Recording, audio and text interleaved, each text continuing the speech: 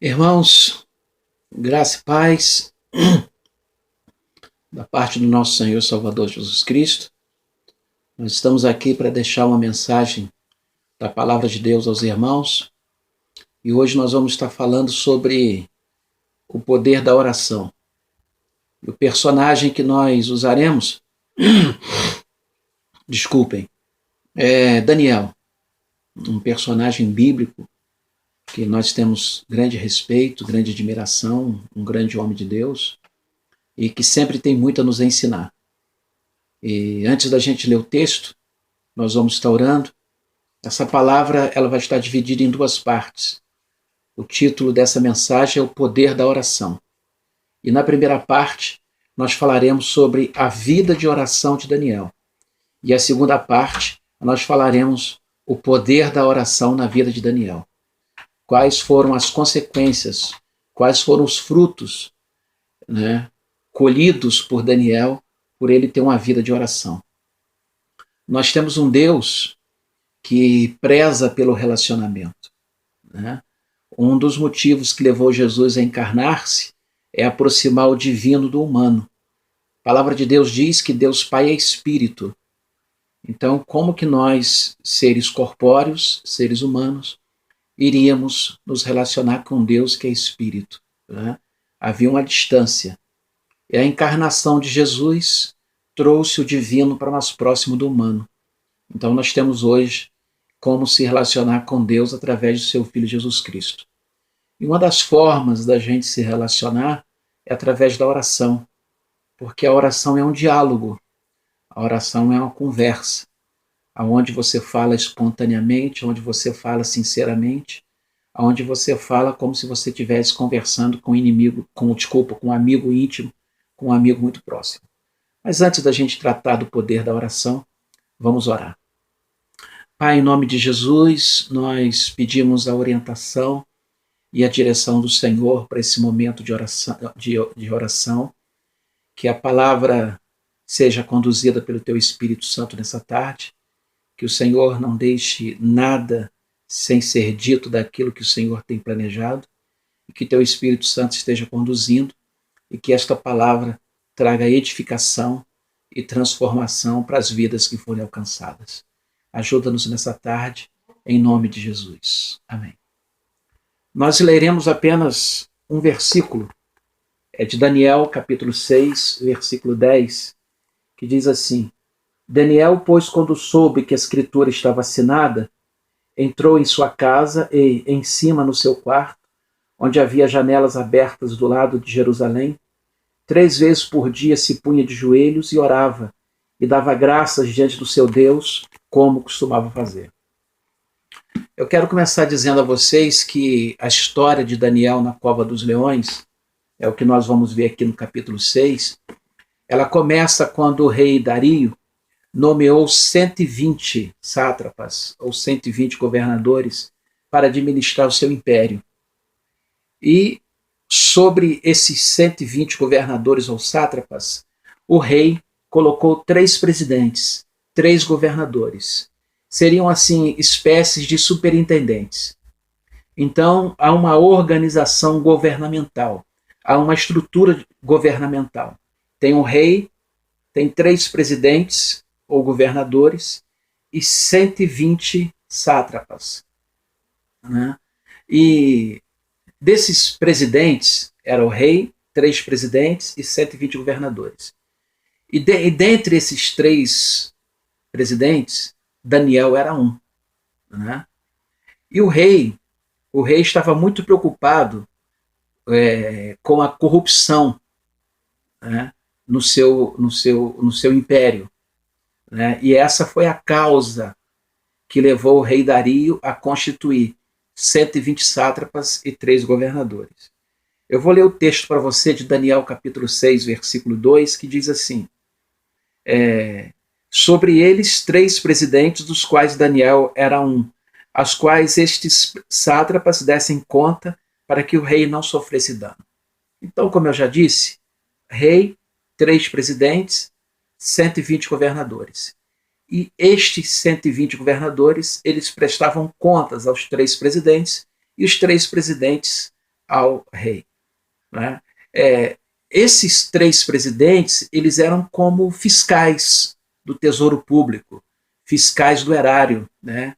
Eles deveriam fiscalizar, eles deveriam vigiar a forma como esses 120 sátrapas ou governadores estavam governando as suas respectivas províncias, né, para que as riquezas do império do rei Dario não fossem pelos ralos dos desvios da corrupção.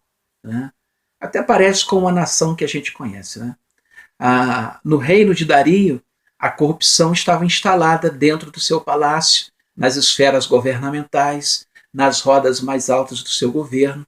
Então aqui ele está tomando uma atitude administrativa para evitar que haja o roubo, haja a corrupção. E acontece que o texto no versículo 3 diz assim: então mesmo Daniel se distinguiu destes presidentes e sátrapas, porque nele havia um espírito excelente, e o rei pensava em estabelecê-lo sobre todo o reino. O Daniel era um homem íntegro, era um homem honesto. E o que aconteceu? O rei Dario, observando isso, ele quis constituir o Daniel sobre todo o reino. Né? Então o Daniel já não dividiria mais poder com mais dois outros presidentes. O Daniel estaria acima de todos. Né? Por quê? Porque a vida do Daniel era uma vida de integridade, de honestidade, em meio a um lamaçal de corrupção. Né? Daniel está num ambiente totalmente corrompido, cheio de tramas, né? Desvios de dinheiro público, e o Daniel não se corrompeu, o Daniel se manteve íntegro. Né? Então, a sua integridade foi a base da sua fidelidade, do seu serviço prestado ao rei Dario. Né? A fé de Daniel, é muito interessante isso, a gente fazer essa observação. A fé de Daniel em Deus fez de Daniel um homem honesto e fez de Daniel um homem fiel no seu desempenho profissional. As responsabilidades profissionais de Daniel eram desempenhadas com honestidade e fidelidade. Isso fruto da fé em Deus. É isso que é interessante observar, porque ser cristão é vivermos na terra com os valores do céu. E honestidade e fidelidade, integridade são valores espirituais. Então o rei observou que um dos seus funcionários era fidedigno. O rei observou que um dos seus funcionários era honesto. E o que o rei fez? Bom, o rei falou assim, eu vou colocar o Daniel acima de todos. Acontece, porém, que isso não ficou bem perante aqueles outros homens. E o que eles fizeram? Eles procuraram meios para acusar a Daniel. Porque o versículo 4 vai dizer o seguinte: então os presidentes e os sátrapas procuravam ocasião para acusar a Daniel a respeito do reino. O que esses homens fizeram? Eles foram explorar, pesquisar a vida de Daniel. Né? Eles foram espionar a vida de Daniel. Né? Eu creio que eles fizeram grampos telefônicos, eles entraram nos e-mails de Daniel, né? Eles vasculharam a vida de Daniel. Né? Eles quebraram aí, exploraram a vida de Daniel de todas as formas. Né? E a privacidade de Daniel, tudo foi vasculhado, a vida de Daniel foi virada de cabeça para baixo. Acontece que o versículo 4 vai dizer que eles não acharam culpa nenhuma. E por que não acharam culpa nenhuma? O texto diz, porque ele era fiel. Então o que nós estamos vendo aqui no capítulo 4? Uma tentativa de desacreditar Daniel perante o rei. Uma tentativa até de fazer um jogo político com Daniel. Dizer, olha, a gente tem aqui um segredo, nós descobrimos um segredo, nós descobrimos uma falcatrua, nós descobrimos um ato de corrupção na sua vida e fazer aquele jogo com Daniel. Acontece que eles não conseguiram, porque Daniel era um homem o quê? Incorruptível, um homem irrepreensível. Né? Então essa primeira tentativa de desacreditá-lo não deu certo. Né? Por quê? Porque eles estão querendo afastar o Daniel do caminho deles, eles querem tirar o Daniel. Então, eles tentaram atacar a vida moral de Daniel. Né? Eles tentaram atacar Daniel fazendo essa conspiração, né, de espionar a sua vida, de vasculhar a sua vida, né, e para tentar encontrar alguma coisa que desabonasse a conduta moral, ética e profissional de Daniel, mas não obtiveram resultado. Aí no versículo 5, ele chega à seguinte conclusão: nós nunca encontraremos ocasião contra Daniel se não buscarmos na lei do seu Deus. O versículo 5 diz assim: nunca acharemos ocasião alguma para acusar Daniel se não procurarmos contra ele na lei do seu Deus. Então, eles chegaram à seguinte conclusão: Daniel é um homem espiritual, Daniel é um homem religioso, Daniel é um homem de oração. Então, a gente tem que encontrar alguma situação para criar, vamos tramar, vamos conspirar, para a gente criar uma situação, né, que a gente pegue Daniel na sua religião. Né, porque a primeira tentativa era desacreditar. Como não conseguiram, então vamos eliminar, ou seja, vamos matar. E o texto a seguir, o que vai acontecer? Do versículo 6 até o versículo 9, esses homens vão pedir ao rei para assinar um decreto real, e o conteúdo desse decreto real dizia o seguinte: durante 30 dias, qualquer pessoa que invocasse a qualquer deus ou a qualquer homem que não fosse ao rei, essa pessoa sofreria a pena de ser lançada na cova dos leões. Se você tem um pedido a fazer, você não vai fazer a nenhuma divindade, você não vai fazer a nenhum homem. A única pessoa que você tem que recorrer nesses 30 dias é o rei. Por quê? Porque eles sabiam, digamos assim, a fragilidade de Daniel. Eles sabiam que Daniel não deixaria de orar a Deus. Então, quando Daniel for orar, a gente pega esse homem. Né? Essa era a intenção. Né? Porém, né, eles envolveram o rei foi ingênuo, o rei foi manipulado e o rei assinou o decreto. Mas a intenção, né, a verdadeira intenção era sentenciar Daniel à morte. Né? E eles conseguiram isso num primeiro momento, porque no versículo 11, então aqueles homens foram juntos e, tendo achado a Daniel a orar e a suplicar diante do seu Deus, se apresentaram ao rei e, a respeito do interdito real, lhe disseram: não assinaste o interdito que, por espaço de 30 dias, todo homem que fizesse petição a qualquer deus ou a qualquer homem, não a ti, ó rei, fosse lançado na cova dos leões? Respondeu o rei e disse: esta palavra é certa, segundo a lei dos medos e dos persas, que não se pode revogar. Então responderam e disseram ao rei: esse Daniel, que é dos exilados de Judá, não faz caso de ti, ó rei, nem do interdito que assinaste. Antes, 3 vezes por dia faz a sua oração. Daniel está pego. Né? E Daniel está enquadrado dentro de uma lei que não se podia revogar, que não se podia anular. E agora? Agora Daniel está sentenciado. Daniel vai ser jogado à cova dos leões. Né? Mas Daniel tem um escape. Né?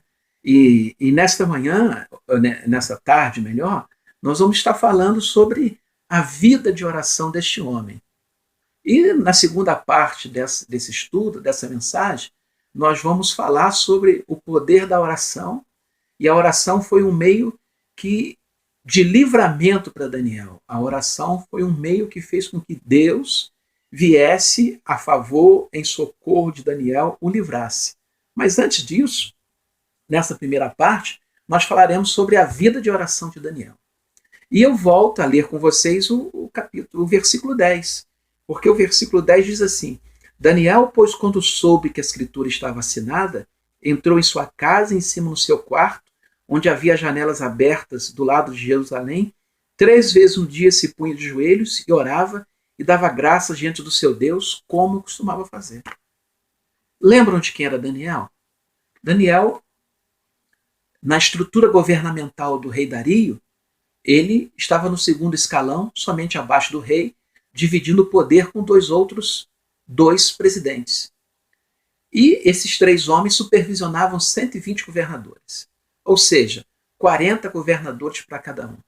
Então a vida de Daniel era uma vida cheia de compromissos, era uma vida cheia de expedientes, uma vida cheia de audiências, uma vida cheia de reuniões. Afinal, Daniel era uma espécie de superministro, né? Porque o rei tinha 3 superministros, né? Que tinham que fiscalizar os governadores do seu reinado. Então, Daniel era um homem com a vida muito ocupada, com a vida muito agitada, com a vida muito corrida. Não é diferente de nós no nosso cotidiano. Nós também temos muitos afazeres no nosso cotidiano. Mas, em meio a essa correria de Daniel, Daniel reservava tempo para Deus. E é isso que eu quero falar para você nesta tarde. Deixar essa mensagem gravada para você, meu irmão, minha irmã, e a quem essa mensagem chegar. O cotidiano de Daniel não era um impedimento para Daniel orar a Deus. Não era um impedimento para Daniel ir à presença de Deus.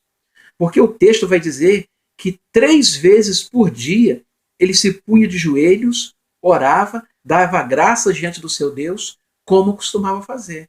Ou seja, Daniel tinha 3 oportunidades, ele tinha 3 momentos de oração cotidianos. Né? Daniel, ele se desligava de toda a atividade que o rodeava, de toda a sua agenda, de todas as suas preocupações, de todos os seus compromissos, e ele tinha um tempo para ele orar a Deus, para ele buscar a Deus. Ou seja, Daniel não abria mão de oração por causa do seu cotidiano agitado, corrido e cheio de obrigações. A vida desse homem é uma vida para fazer eu e você pensarmos. Porque nós também temos vidas ocupadas e vidas agitadas. Mas nós, na nossa correria, nós não conseguimos tirar tempo para Deus. E vamos presumir que a vida de Daniel era muito mais atarefada e muito mais cheia de ocupações e compromissos que a minha e a sua. E nós não estamos conseguindo eliminar compromissos concorrentes para estar na presença de Deus. Daniel tinha 3 períodos de oração. Havia um espaço na agenda de Daniel que a secretária dele não marcava nenhuma reunião, nenhuma audiência. Por quê? Porque naquele momento ele tinha uma audiência com o Rei dos Reis, com o Senhor dos Senhores. Era momento de estar orando na presença de Deus. Nós não temos vidas tão ocupadas quanto a de Daniel, mas nós temos muitas distrações. Nós temos muitas situações que tiram a nossa atenção, que provoca desatenção, que provoca distração em nós, e nós não encontramos tempo para ir à presença de Deus. Deixa eu dizer uma coisa para você. O tempo perdido é o tempo com rede social, que tira muito do nosso tempo. E nós não temos tempo para Deus, não temos tempo para a leitura da Bíblia. Não deixe que o seu cotidiano trabalhe contra você. Né? Então, oração é algo que não nos é permitido quando nós temos uma vida muito corrida, uma vida muito ativa, uma vida muito ocupada. E a gente acaba colocando oração em segundo plano. Mas oração, ir à presença de Deus, é algo que não pode ficar no segundo plano. Oração é algo que não pode ser deixado para depois. Oração é algo que não pode ser deixado para quando eu tiver um tempo. Talvez o seu cotidiano seja como o de Daniel, um cotidiano muito ocupado. Mas não deixe que o seu cotidiano seja um obstáculo à sua vida de oração. Se o seu cotidiano está sendo um obstáculo à sua vida de oração, reveja. Porque o meu cotidiano e o seu cotidiano não pode nos distanciar de uma vida de oração, não pode nos distanciar de Deus e não pode impedir que nós nos voltemos para Deus em oração. Né? Se a gente não agendar a nossa vida de oração, nós nunca oraremos. Tudo aquilo que é importante para nós deve estar em nossa agenda. Tudo aquilo que é importante para nós está na nossa agenda. E eu creio que oração era algo importante para Daniel, por isso estava na sua agenda. Outra coisa que eu queria ver com vocês é que no versículo 10 diz que 3 vezes por dia Daniel se punha de joelhos. 3 vezes por dia ele se punha de joelhos. Observa que Daniel ele tinha uma rotina de oração. Daniel tinha 3 tempos diários de oração. E ele tinha um lugar, o seu quarto. Então veja bem, Daniel ele tem uma disciplina. E você sabe como eu e você, como nós somos indisciplinados. Já observaram isso?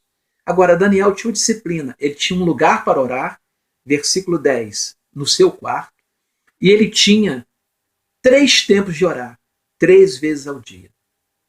A vida cristã, para ela ser bem-sucedida, ela precisa ser definida, ela precisa ser regida por disciplinas espirituais. Sem uma disciplina, né, sem encontros regulares com Deus em oração, a gente não tem força espiritual. Espiritualmente a gente fica desnutrido, espiritualmente a gente fica desidratado, espiritualmente a gente fica fraco. Então a gente precisa daquilo que nós chamamos de disciplina espiritual. 3 vezes ao dia Daniel buscava a Deus em oração. E esta comunhão íntima com Deus Todo-Poderoso lhe dava força para vencer. Que eu e você possamos criar uma disciplina espiritual que é indispensável. Ora para orar, ora para estudar a palavra. Veja bem, nós temos hora para cultuar. Nós temos hora para culto. Né? Nós nos dirigimos às nossas igrejas nas horas marcadas para os nossos cultos.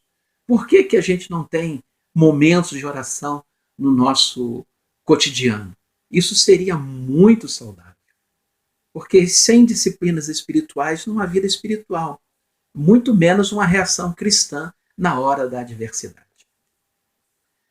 Outra coisa que eu queria chamar a sua atenção sobre a vida de oração de Daniel é que a oração era um hábito. Porque no final do versículo 10, diz que como costumava fazer. Então a oração era um hábito na vida de Daniel. A oração era um costume na vida de Daniel. O que está acontecendo com Daniel? Daniel está enfrentando um momento muito difícil, porque ele está sentenciado a ser jogado na cova dos leões. Mas observem que Daniel não orou mais porque era um momento crítico.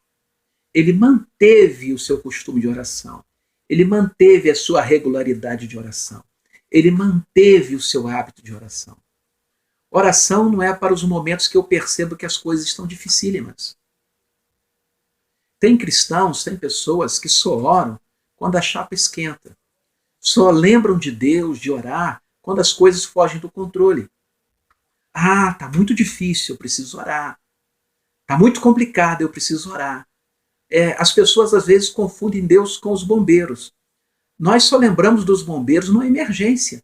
Aí nós ligamos lá, usamos o telefone dos bombeiros. Né? Se eu não estiver equivocado, 193. Se eu, salvo engano, 193. Aí 193 chama o bombeiro.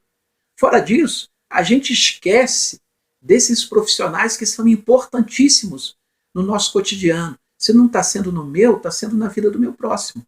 Assim, às vezes, a gente trata Deus. A gente nunca busca Deus, a gente nunca ora, a gente nunca se lembra de Deus. Agora, quando a situação é complicada, a gente se lembra fervorosamente de Deus. Esse não era o hábito de Daniel. Esse não era o costume de Daniel. Todos os dias, 3 vezes por dia, lá estava Daniel na presença de Deus. E Daniel não está fazendo nada incomum. Daniel não está fazendo nada extraordinário. Daniel está fazendo o comum. Daniel está fazendo o ordinário. Né? Observem que a situação adversa, a situação de tribulação, de aflição, né, não quebrou a sua rotina de oração. Ele não orou mais porque a vida dele estava correndo risco. Ele manteve a sua rotina de oração. Então, se você tiver um hábito saudável de oração, aconteça o que acontecer, você vai manter aquele hábito, certo que Deus vai te abençoar. Porque não é com uma oração que nós seremos fiéis a Deus. Não é com uma oração que nós responderemos a uma situação adversa com atitude cristã. Nós seremos fiéis a Deus. Nós responderemos a uma situação crítica com uma atitude cristã. Nós teremos uma reação cristã a uma ação crítica com uma vida de oração. Nós só venceremos as lutas da vida com uma vida de oração. Uma oração não resolve. E Daniel tinha uma vida de oração. Você e eu, talvez, não tenhamos, como Daniel, o hábito de orar. Talvez oração seja algo muito esporádico na sua vida. Lá, uma vez ou outra. Mas nesse período que nós estamos atravessando agora, é um bom momento para a gente adquirir esse hábito. É um bom momento para a gente adquirir esse costume. Esse momento que nós estamos atravessando, ele só pode ser enfrentado com oração. E o meu desejo é que dele saiamos com o hábito de orar. E orar em todo o tempo para a glória de Deus. Daniel, ele orava antes desse decreto real para lançá-lo na cova dos leões. Quando o decreto estava vigente, Daniel manteve o seu ritmo de oração. E eu acredito que depois do livramento da cova dos leões, Daniel continuou orando. Não ore só em momentos de crise aguda. Ore em todos os momentos. Porque quando Daniel orava, quando havia bonança, quando a tempestade veio, ele manteve o ritmo de oração. Faça isso. Que eu e você possamos fazer isso. Como eu disse anteriormente, não encarar Deus como um tipo de bombeiro, só chamado na hora da emergência para apagar incêndios. A vida de oração é uma vida para todo o tempo, e não somente em tempo de crise. Que nós possamos aprender isso em nome de Jesus. E eu quero dizer para você que a oração, Deus precisa ser o primeiro a ser ouvido no momento de oração.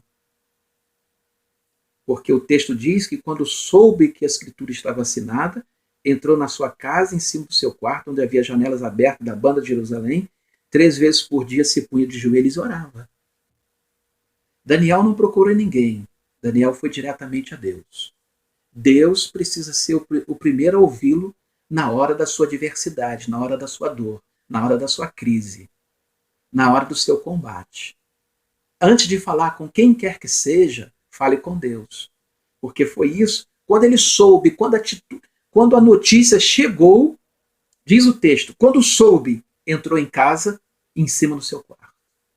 Quando o decreto chegou, a cópia do decreto chegou, quando a notícia chegou, ele não falou com ninguém, correu para o seu quarto e foi orar, foi buscar refúgio em Deus, foi buscar socorro em Deus.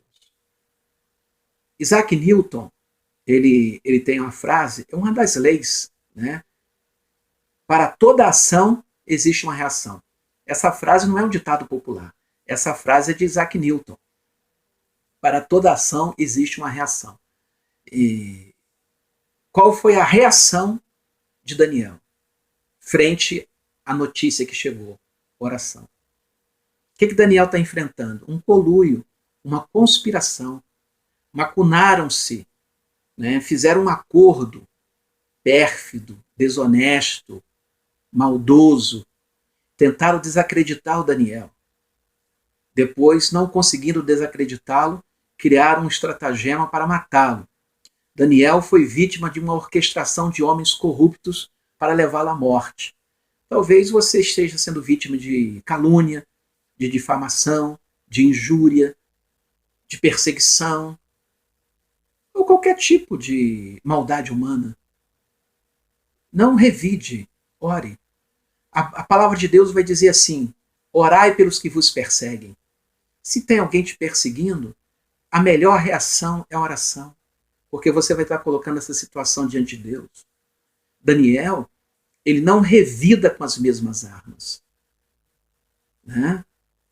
Às vezes, há muitas brigas, há muitas contendas, há muitas disputas nos lares, nas igrejas, nos locais de trabalho, na sociedade. Por quê? Porque a gente busca a autodefesa. Nós buscamos defender a nós mesmos. Aí, às vezes, a gente quer revidar, a gente quer se vingar, a gente quer brigar, a gente quer contender. Daniel não revida o mal com o mal. Daniel não age como seus perseguidores. Daniel não paga com a mesma moeda. Daniel não usa as mesmas armas da mentira, da trama, do conluio. Daniel usa armas espirituais. Daniel enfrenta a conspiração dos seus inimigos não com armas humanas, mas com armas espirituais, que é a oração. Como eu já vos disse, orai pelos que vos caluniam, Lucas capítulo 6, versículo 28. Use as armas espirituais. Foi primeiro e simplesmente ele ora. Daniel não discute, ele ora. Daniel não grita, ele ora. Faça isso na sua casa, quando o seu filho te responder, quando agir com uma atitude rebelde, ou quando o seu marido ou sua esposa agir indelicadamente ou grosseiramente com você, não revide, né? Não responda no mesmo tom. Reserve 5, 10 minutinhos no seu quarto e coloque essa situação diante de Deus e você vai ver que isso vai mudar. Porque oração vale mais que milhares de argumentos. Guarde isso. Oração vale mais do que milhares de argumentos. Oração vale mais do que milhares de atitudes. Por quê? Porque na oração você está confiando aquela situação, aquela pessoa, aos cuidados de Deus. E ninguém melhor do que Deus para cuidar da sua vida, ou de alguém que te interpela, ou de alguma situação que te entristece. Ninguém melhor que Deus. Né? Olha a situação de Daniel. Nem o rei podia livrá-lo. Né? Não é preciso você se defender. É preciso que você cultive uma vida de oração com o Senhor. Nós não precisamos brigar pelos nossos direitos. É preciso estar com a vida diante de Deus, diante do trono de Deus. Porque você não precisa se defender. Basta você estar na presença de Deus, porque quando eu e você estamos na presença de Deus, a nossa defesa sempre virá de Deus. É interessante na vida de Daniel, porque Daniel ele tem 5 poderes à disposição dele. Daniel tem o poder pessoal, ele era um presidente, uma espécie de super ministro. Daniel tem o poder do sistema, porque ele está ali no meio. Ele pode procurar um ministro do STF, ele pode procurar um desembargador, e Daniel não faz. Ele era um homem rico, ele poderia contratar os melhores advogados. Daniel era amigo do rei, o rei fica sensibilizado quando tem que condená-lo, quando ele descobre que foi envolvido numa trama. Né? Então Daniel tem o poder pessoal, eu não vou desenvolver isso agora por causa do tempo, o poder do sistema, o poder político e o poder da amizade. E Daniel não recorre a nenhum desses poderes. Qual o poder que Daniel recorre? Ao poder da oração. Daniel fez a melhor escolha, recorreu ao poder da oração. Quando não sabemos ou não temos o que fazer, a melhor coisa é orar. Nossas batalhas são ganhas no poder da oração. Há momentos que há uma só coisa que eu e você podemos fazer: orar. Orar ao Senhor para que Ele faça o que só Ele pode fazer. Porque o rei, no versículo 16, ele vai dizer assim: então o rei ordenou que trouxesse a Daniel e lançasse na cova dos leões. Disse o rei a Daniel: o teu Deus a quem tu continuamente serves, que ele te livre. O rei descobriu: eu não posso fazer nada por você. Nem o rei podia livrar Daniel. E o que Daniel faz? Ele tem que orar a Deus para que Deus faça só aquilo que Deus pode fazer. O único recurso que Daniel tinha à disposição dele: depender de Deus em oração. Talvez esse seja o seu momento. A única coisa que você pode fazer é depender de Deus por meio da oração. Então busque a Deus. A força de um cristão, a força de uma igreja, não está no poder financeiro, não está no poder da amizade, não está no poder das influências. Se for um cristão, não está no poder da influência dos seus amigos. Se for uma igreja, não está no poder da influência dos seus membros. A força de uma igreja ou de um homem deve estar no poder da oração. E eu quero terminar dizendo para você o seguinte: oração na vida de Daniel era recorrente, era perseverante e era regular. A oração na vida de Daniel era sistemática, ou seja, Daniel sistematizou de tal maneira que ele tinha a sua vida de tal maneira que ele tinha tempo para oração. E a gente tem que sistematizar a nossa vida, criar uma agenda diária para a nossa vida, para que a gente tenha tempo para Deus. A gente fala que crê em Deus, mas a gente não está nem aí para Deus. E a gente precisa se voltar para Deus. Certamente Daniel era uma pessoa muito organizada. Não é verdade? A gente pode presumir isso. E o que Daniel fez? Ele priorizou o seu relacionamento com Deus através da oração. Cultivou hábitos espirituais. E qual era o hábito espiritual de Daniel? Oração. Eu quero cultivar e eu quero reforçar esse hábito na minha vida. O hábito da oração, um segundo hábito, o hábito da leitura da palavra. A Bíblia diz para a gente ler a palavra todos os dias. Então eu espero que eu e você não sejamos tão hesitantes, eu e você não sejamos tão vacilantes, eu e você sejamos mais firmes na nossa vida de oração. Que eu e você não sejamos tão intermitentes. Já percebeu que nós somos meio intermitentes? Que há intervalos entre as nossas orações, às vezes em grandes intervalos, né? Então que não seja essa a nossa prática, mas que a partir de agora nós possamos ter uma vida de oração como essa de Daniel. E eu espero, em nome de Jesus, que essa palavra possa trazer crescimento, possa trazer edificação para a sua vida, em nome de Jesus. Vamos orar. Pai Santo e Justo, em nome de Jesus Cristo, teu Filho, eu coloco a minha vida diante do Senhor e espero, Deus, que esta palavra ela possa alcançar vidas que realmente precisam ouvi-la. Vidas que precisam ser transformadas, libertas, edificadas, salvas pelo poder da sua palavra. Leve essa palavra, Espírito Santo, a corações que necessitam ouvi-la.